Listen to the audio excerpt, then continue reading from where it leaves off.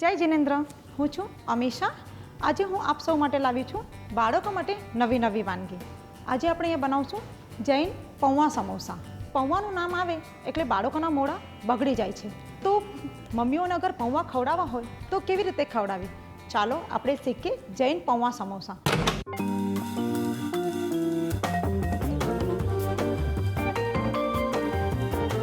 તો આપણે અહીંયા જૈન પૌવા સમોસા બનાવવા માટે સૌ પ્રથમ પૌવા લેશું, જે આપણે પલાળી દઈએ. પહેલાં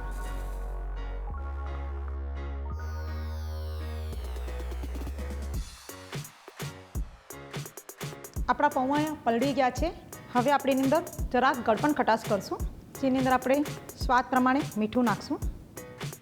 બાળકોને ગળપણ ખૂબ જ ભાવે છે, તો આપણે એની અંદર સાકર પણ સારી એવી પ્રમાણમાં નાખશું, તાકી જે આ સમોસા બને છે એ થોડા ગળ્યા અને ખાટા બને. આપણે એની અંદર લીંબુનો રસ પણ ચડિયાતો નાખશું. જે રીતે આપણે પૌવા બનાવીએ છીએ એ રીતે જ આપણે બનાવીએ છીએ, પણ આમાં કંઈક નવીનતા છે. હવે આપણે ગેસ ચાલુ કરશું. એની અંદર આપણે ઓઇલ નાખશું. આપણું ઓઇલ અહીંયા ગરમ થઈ ગયું છે. હવે આપણે એની અંદર જે ક્રશ કરેલા લીલા મરચાં છે એ નાખી દઈશું. આપણે જે અહીંયા શેકેલા સિંગદાણા ક્રશ કરીને રાખ્યા છે એ પણ એની અંદર નાખશું. હલકા મસ્ત આપણે એને થોડા ગુલાબી જેવા થવા દઈશું. હવે આપણે એની અંદર થોડું શાકભાજીનું પ્રમાણ પણ ઉમેરશું, પણ બધા જ શાકભાજી છોકરાઓને ભાવતા નથી. આપણે અહીંયા લીલા વટાણા જે છે એ ક્રશ કરીને નાખશું. હવે જે આપણા પૌવા પલાળીને રાખ્યા છે એની અંદર નાખી દઈશું. આપણે આની અંદર હળદર બિલકુલ બી નહીં નાખીએ. આ પૌવાને આપણે આવી રીતે વ્હાઈટ જ રહેવા દઈશું, તાકી થોડું ગ્રીન કલર આવી જાય, અને ગ્રીન કલર બાળકોનું ખૂબ જ ફેવરેટ હોય છે. હવે આપણે એની અંદર હલકી મસ્તી કોથમીર બી નાખી દઈશું.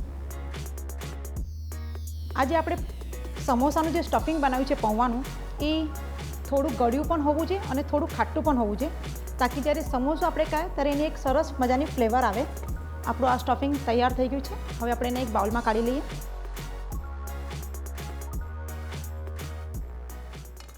સમોસા પટ્ટીને ચિપકાવવા માટે આપણે મેંદાની સ્લરી બનાવી લઈશું.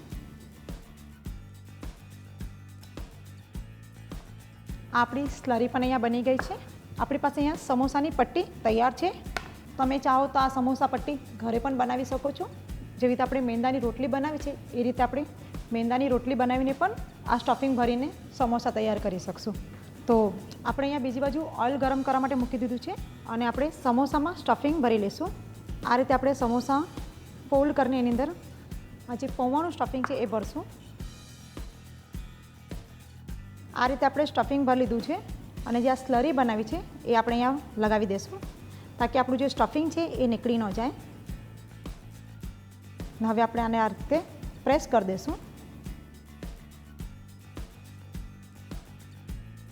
અને આ રીતે બીજી સાઈડ રોલ કરશું, અને આ રીતે એના જે કોર્નર પર સ્લરી લગાવીને આપણે એને પાછું ચિપકાવી દઈશું.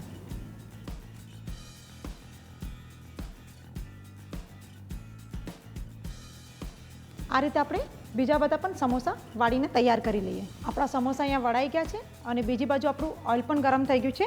તો ઝટપટ આપણે આને તળી લઈએ.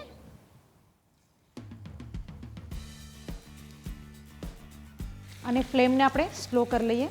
હલકા મસ્ત આપણા ગુલાબી થઈ જાય એટલે આપણે સમોસા કાઢી લઈશું.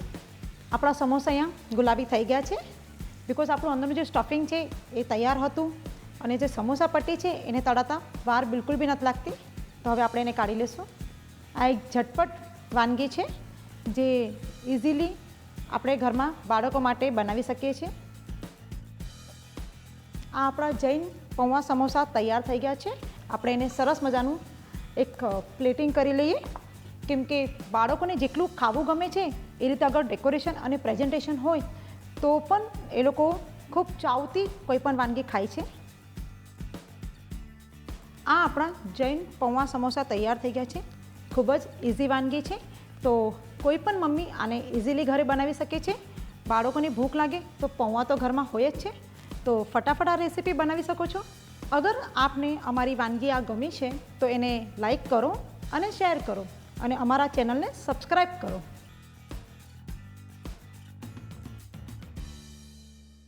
For more such delicious recipes, stay tuned to Sanjeev Kapoor Khazana.